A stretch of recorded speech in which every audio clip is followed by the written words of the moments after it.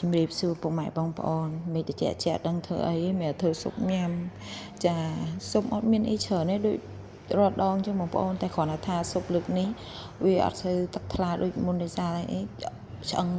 មាន់ហ្នឹងគឺខ្ញុំយកចេញពីទូកកមកខ្ញុំដាក់ចូលហ្មង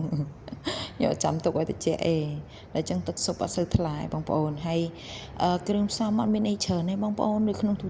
វីដេអូដែលបងប្អូនបានឃើញអញ្ចឹងប៉ុន្តែគ្រាន់តែថាថ្ងៃនេះពិសេសជាងលើកមុនដោយសារអីមានក្តាមបងប្អូនស៊ុបមីសួរពេលដាក់ជាមួយនឹងគ្រឿងសមុទ្រចាយើងដាក់ជាមួយក្តាមសមុទ្រណាបងប្អូនឆ្ងាញ់ណាចាប់ជាតិគ្នាល្អបងប្អូនចានេះខ្ញុំទិញមក4-5ក្បាលយកមកដាក់ធ្វើទឹកស៊ុបបងប្អូនហើយទឹកស៊ុបយើងក៏អត់មានអីច្រើនដែរតែប៉ុណ្្នឹងបង្ងាស់ទុកបងប្អូនហើយមីសួរយកមកស្រស់សិនបងប្អូនចាំយើង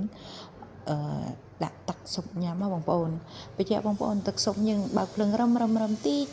ទុកចោលបងប្អូនណាដើម្បីឲ្យទឹកស៊ុបយើងថ្លា